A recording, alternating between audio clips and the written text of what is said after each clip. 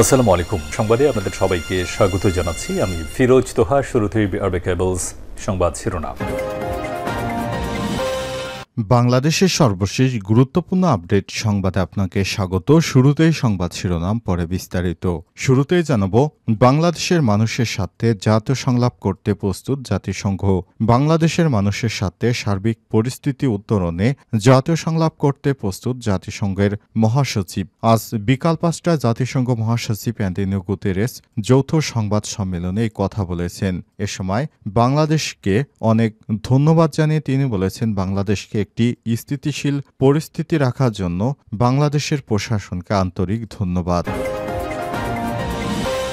এরপর জানাবো, জাতিসংঘের মহাসচিবের সঙ্গে বৈঠক, জাতীয় ঐক্য ও সুষ্ঠু নির্বাচন নিয়ে আলোচনা হয়েছে বললেন জামাত ইসলামের নায়েবে আমির।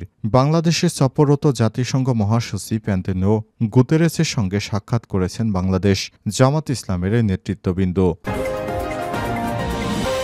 এদিকে চট্টগ্রামে এবি পার্টির ইফতার মাহফিল, কাঙ্ক্ষিত সংস্কার ও সুষ্ঠু নির্বাচন ছাড়া সরকারের পিছু হটার সুযোগ নেই বলছে মুজিবুর রহমান মঞ্জু। বাংলাদেশে কাঙ্ক্ষিত সংস্কার, যথাযথ বিচার ও সুষ্ঠু নির্বাচন ছাড়া অন্তর্বর্তীকালীন সরকারের আর পিছু হটার সুযোগ নেই বলে মনে করে এবি পার্টির চেয়ারম্যান মুজিবুর রহমান মঞ্জু। এবারে জানাবো, রাজনৈতিক সংস্কৃতি বদলাতে না পারলে সংস্কারে লাভ নেই বললেন আমির খসরু মাহমুদ চৌধুরী। বিএনপি স্থায়ী কমিটির সদস্য আমির খসরু মাহমুদ চৌধুরী বলেছেন, দেশের রাজনৈতিক সংস্কৃতি পরিবর্তন করতে হবে। আমাদের ভিন্ন মতভেদ থাকলেও একে অপরকে সম্মান জানানো শিখতে হবে, নয়তো সংস্কার করে কী লাভ।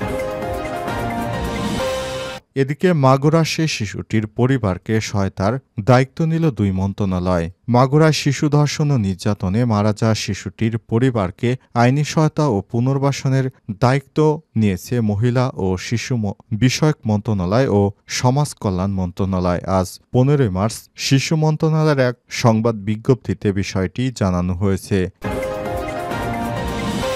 এবং সর্বশেষ জানাবো, মধ্যরাতে বিজেপি নেতার সঙ্গে পুলিশের থাপ্পড় লড়াই, ভিডিও ভাইরাল। ভারতের কর্ণাটকে মধ্যরাতে মোদির দল বিজেপি নেতা ও পুলিশ কর্মকর্তাদের মধ্যে থাপ্পড়ের লড়াই হয়েছে।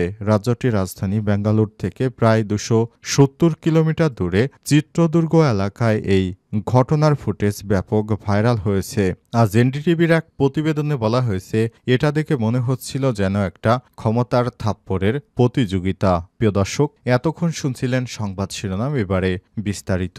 তবে তার আগে বন্ধুরা, অনুরোধ থাকবে এই সংবাদটিতে একটি লাইক দিন।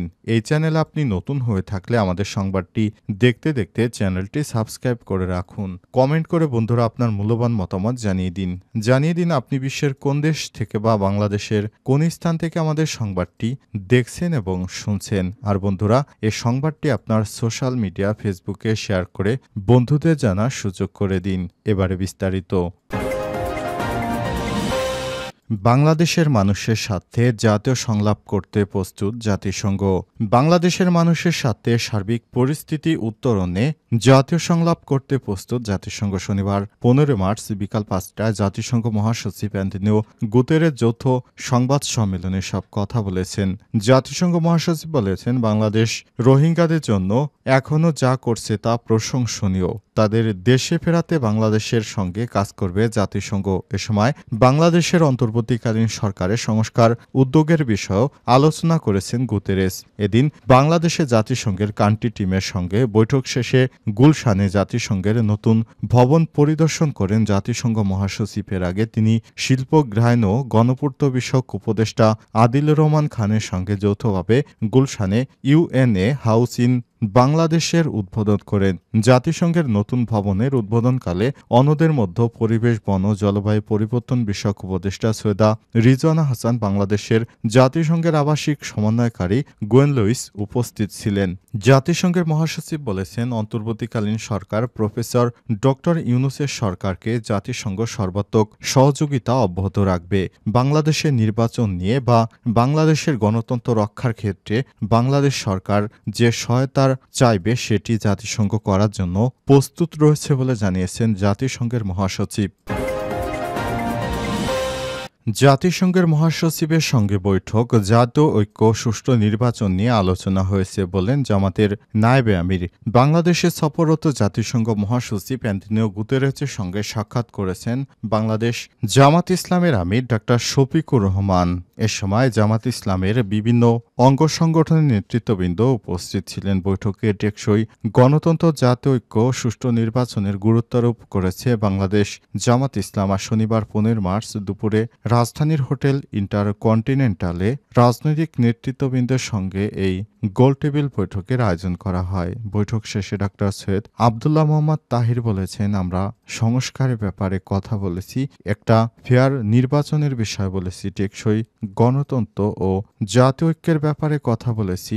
জাতিসংঘের মহাসচিব আমাদের প্রতিশ্রুতি ব্যক্ত করেছেন, আমরা বাংলাদেশে একটি সুষ্ঠু ও সুন্দর নির্বাচনের আয়োজন করতে পারব।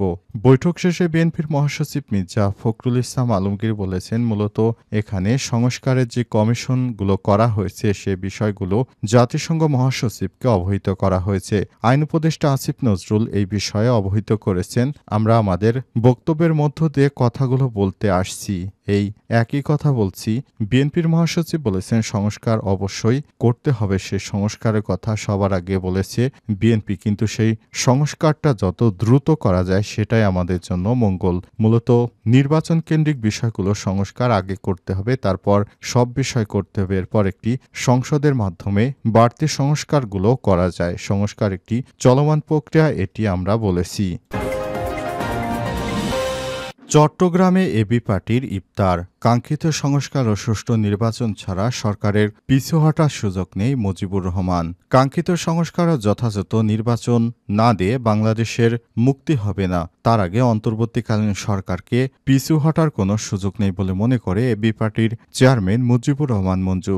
সরকার কখনো বিএনপি আবার কখনো ছাত্রদের মন যুগে চলতে গিয়ে নিজেদের অবস্থান দুর্বল করে ফেলেছে। এই সরকার যদি তার লক্ষ্য অর্জনে সফল না হয় তাহলে ভবিষ্যৎ সরকারের সঙ্গে সংশ্লিষ্ট সবাইকে কঠিন পরিস্থিতির সম্মুখীন হতে হবে বলে তিনি সতর্ক করেছেন। আজ এবি পার্টি চট্টগ্রাম মহানগর আয়োজিত রাজনৈতিক, শিক্ষাবিদ, বুদ্ধিজীবী, সাংবাদিক ও ব্যবসায়ীদের সম্মানে ইফতার মাহফিলে প্রধান অতিথির বক্তব্যে এসব কথা বলেছেন মুজিবুর রহমান মঞ্জু।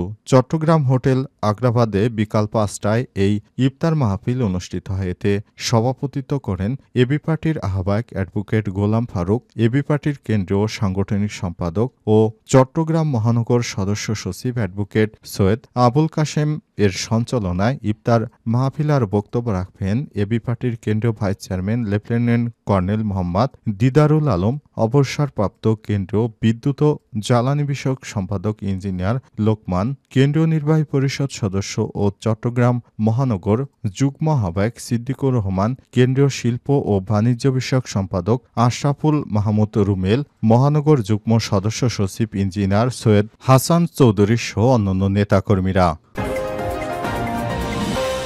রাজনৈতিক সংস্কৃতি বদলাতে না পারলে সংস্কার করে লাভ নেই বললেন আমির খসরু।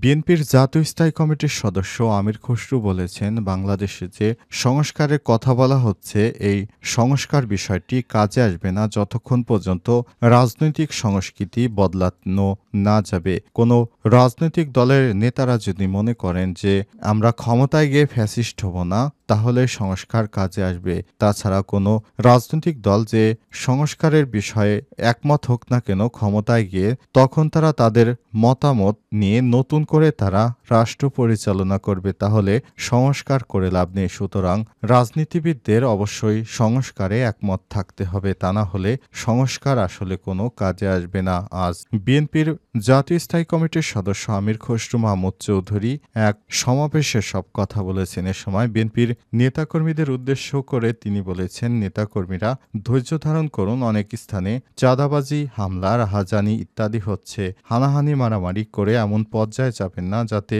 রাষ্ট্রের জনগণের স্বার্থবিরোধী কোনো কাজ হয়। বিভিন্ন স্থানে বিএনপির নেতাকর্মীদেরকে নানাভাবে হয়রানি করা হচ্ছে, বিষয়টি আমাদের নজরে এসছে।